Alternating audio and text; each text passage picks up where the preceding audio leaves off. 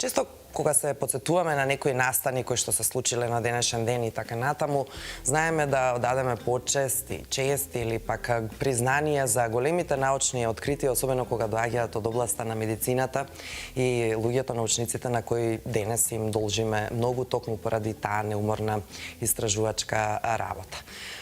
Но дека научници постојат и овде кај нас, кои што неуморно работат покрај на се она друго што е нивна работа во рамките на македонското здравство, во рамките на образованието, односно медицинскиот факултет, токму и на развој на науката и на новите научни методи кои што ќе им го олеснат и пристапот и начинот на работа и на крајот на денот ќе ни помогнат сите нам кои сме потенцијални пациенти, се токму нашите домашни научници, професори, како што имаме особена чест денес да угостиме. Денес ни е гостин доцент доктор Владимир Рендевски, кој е специјалист неврохирург, директор на јавната здравствена установа Универзитетска клиника за неврохирургија Скопје и доцент по предметите хирургија и неврохирургија на Медицинскиот факултет во Скопје. Добро утро и добро ден. Добро утро, добро ве најдов.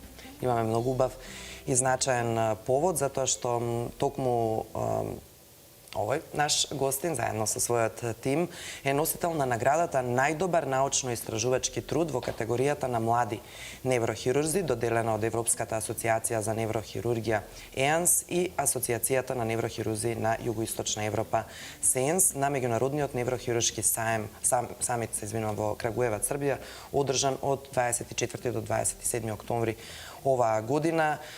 Сакав убаво да го исчитам ова за да не сгрешам некаде по патот, затоа што едно вакво големо и европско признание секако дека ни значи сите нам и сме горди на тоа, докторе. Честитки. Благодарам.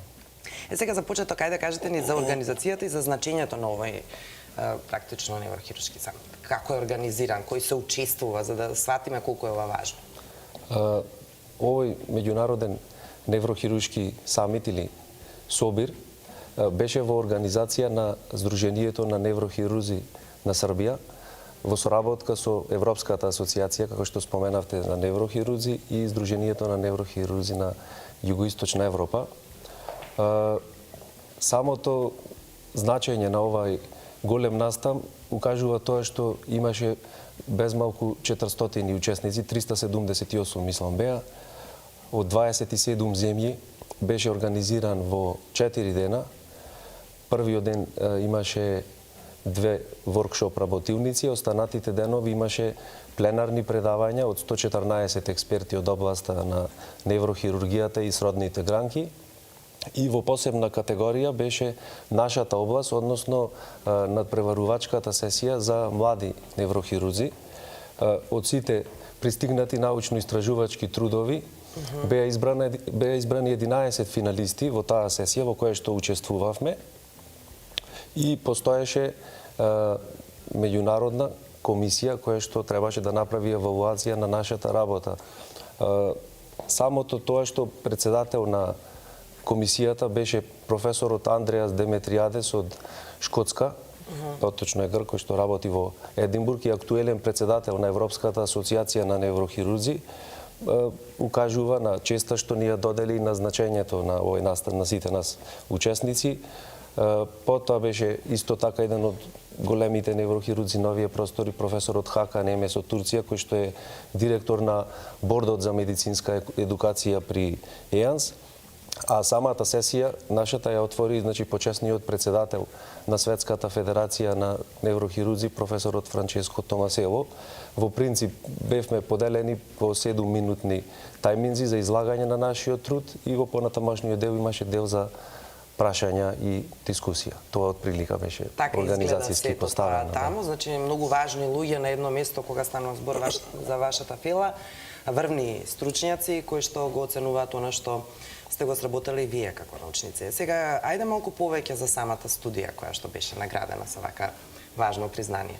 Оваа студија во суштина ние работевме веќе подолг период, негде започнавме пред 5,5 години, негде 2013 година мислам. Првите во суштина ги обработувавме пациентите со хеморагичен мозочен удар, односно со интрацеребрална хеморагија. Кај нив испитувавме биолошки маркери во плазмата најпрво ги исследевме глутаматот, потоа и ТНФ-алфа или тумор некрозен фактор алфа. Овие два се битни бидејќи се два маркери кои што учествуваат во самиот процес, во инфламацијата и така наречен процес на ексцитотоксичност, на штетно дејство при настанувањето на самото интрацеребрално крварење. Понатамо следевме радиолошки параметри, ги меревме волумените на самиот хематом кога настанува, после 5 дена и волуменот на едемот после 5-тиот ден, кога е најголем, и исто така ја евалуиравме клиничката состојба при прием на пациентот и неговиот клинички исход после 3 месеци. Врз основа на овие почетни параметри, со помош на статистички методи, изработивме прогностички модели, тоа се во суштина математички формули, кои што врз база на внесените параметри даваат предвидување на мозочниот едем и на клиничкиот исход кој што би се развил понатаму после 3 месеци. Така што конкретно во ова научно истражување на кое што се представивме во Крагуевац, нашите веќе добиени резултати за прогноза на клиничкиот исход ги тестиравме, односно ја проверивме сензитивноста на оваа метода кај пилот студија од 20 пациенти. Практично предвидените 86% на прецизност во предвидувањето ги проверивме така што добивме некаде 88%, значи некаде тоа е во суштина дека ја докажавме веродостојноста на ова наше долгогодишно истражување. Така. Од сето тоа ќе има многу голема корист пред се за пациентите во иднина, но ќе зборуваме за тоа малку подоцна. Сакав да спомнеме уште едно истражување кое што исто така беше наградено пред неполни 4 месеци, и тоа како научно-истражувачки тим на 59-тиот меѓународен конгрес по неврологија и психијатрија во Пула, во Хрватска, освоивте второ место за научно истражување од областа на неврохирургијата помеѓу 400 учесници од целиот свет. Каква студија или истражување беше во прашање и зашто ја добивте и оваа престижна награда? Па, во суштина се работи за слични истражувања. Практично тоа е истата контролна и испитувана група кои што ги истражувавме. Како што споменав, на овај последниот самит ги прикажавме прогностичките параметри на биолошките маркери во предвидувањето на клиничкиот исход, додека во научната студија на која што се представивме на меѓународниот конгрес во Пула, укажавме на прогнозата на развивањето на мозочниот едем. Врз основа на овие исти биохемиски, радиолошки, клинички параметри.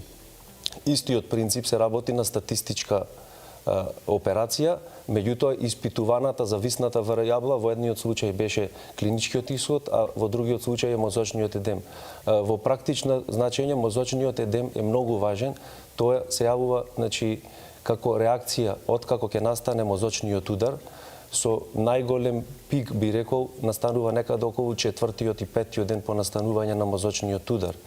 И тоа е една од главните причини за раното невролошко влошување што се очекува да настане кај пациентите со мозочен удар. И една од главните причини за раната интрахоспитална смртност, односно морталитет, така што беше од исклучително значење и тоа да го имплементираме и да докажеме некои резултати на тоа поле.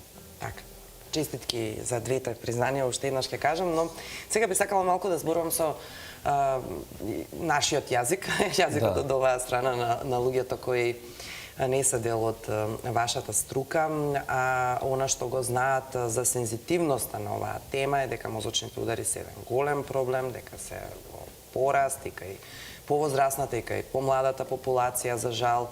Постојано се апелира дека времето е клучен фактор, дека мора веднаш да се действува, затоа тука мора да действувате токму вие, домашните стручњаци.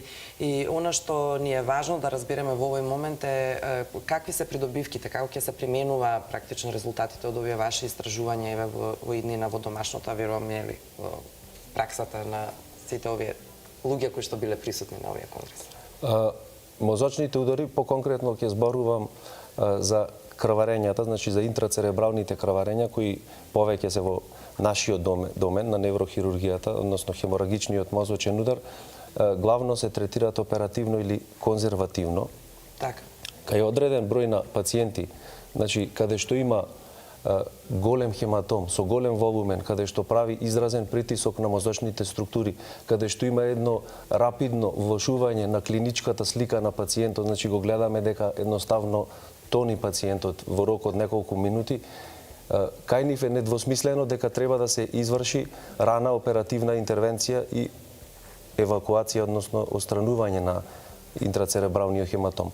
Меѓутоа, има одредена група на пациенти кои што немаат толку голем волумен на хематомот, особено кај оние хематоми кои што се наоѓаат во подлабоките мозочни структури и оние кои што се со една, би рекол, имаат одреден невролошки дефицит, меѓутоа нема прогресивно влошување на клиничката слика.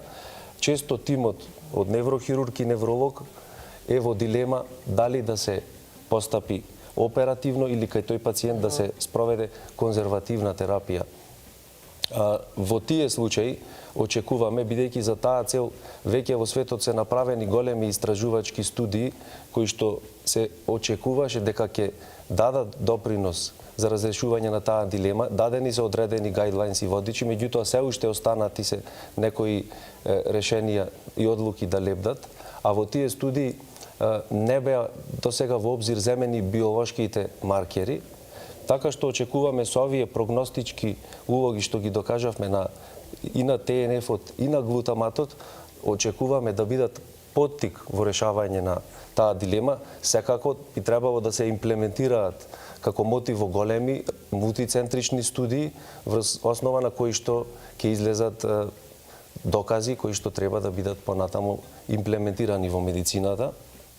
И исто така би очекувале дека со докажувањето на штетното дејство на овие два биолошки маркери би дале поттики во клиничката фармакологија на некој начин да се направи, очекуваме од научниците во таа фела, значи или со блокада на со самата секреција на овие молекули или со блокада на нивните рецептори, да се намали штетното дејство што се јавува кај пациентите со хеморагичен мозочен удар. Или да измислат терапија. Така е. Некоја целта е да се намалат овие оперативни Штетните действија ефекти. кои што се кога станува збор за мозокот по-специфични и по-конкретни. Тај ќе ве прашам како се одлучивте, можеби токму во овој момент за неврохирургијата да биде вашиот повик. Па, на ова прашање не ме прашав никој, не ни беше ни планирано во емисијата, искрено. Неврохирургијата примарно не ја засакав, мислам како кога бев во средно, најголема желба и љубов ми беше физиката. Така? Бидејќи учествував на голем број државни надпревари по физика како основец и како средношколец. И прв предмет што го засакав во текот на студирањето, мене ми беше неврологијата, од аспект што многу слични ми беа, значи невронските кова ми беа голема аналогија со електричните кова што ги изучувавме во физиката. Значи, постои голема математичка прецизност и логичност на електричните кова со невронските кова, што се невронските врски, односно што се во организмот. И првата љубов, да речем, кон неврологијата, морам да кажам, јавно ми ја внесе професор доктор Наталија Банева, која што е актуелен професор на клиниката за неврологија. Тогаш беше мој асистент, јас бев нејзин студент и подганатамо стана и ментор на мојот магистериум и се уште имаме голема соработка и почит. Така да понатамо се ориентирав и на неврохирургијата. Ете, доказ дека ништо не е случајно во животот, дефинитивно, и како нештата си одат и со некој свој природен чекор, очигледно во вашиот случај. Не случајно го прашав ова, токму во оваа област, верувам дека и помеѓу вашите кругови важи за една помеѓу од најспецифичните, нели, можеби предизвикувачките и така натаму. Барем тоа се коментарите кои што дошле до нас, затоа и го поставив ова прашање. Сега, ајде, еден чекор е изоден во целиот овој синџир, како што ни го објаснивте, за да може да се дојде до некои големи конкретни добробити за сите пациенти во светот, но вие нема да застанете тука и ќе правите и други чекори, претпоставам, па кои се плановите за други научни истражувања? Па ние како работна група продолживме со работа на ова поле, значи од голем интерес, пошто веќе навлеговме и добивме едни добри резултати кои што ги објавивме и во две големи исписанија со фактор на влијание, беа признати практично од научната јавност, не охрабрија да продолжиме и понатамо во истражувањето на полето на интрацеребралната хеморагија, така што во овој момент во анализата вклучивме и други биомаркери, тоа се маркерите на оксидативниот стрес и интерлеукините, кои што се доста актуелни во последните клинички студии од последниве години, така што очекуваме наредни резултати, се надеваме дека ќе добиеме во наредната година, па се надеваме дека ќе бидат исто добро евалуирани. Така. Односно дека ќе добијат важни признанија со кои сите ние ќе се гордееме. Во овој момент сме многу среќни што постои таков тим кој се бави интензивно со науката и со вакви важни достигнувања кои остануваат за добро на целиот свет. Ви благодариме, доктор. Благодарам на поканата.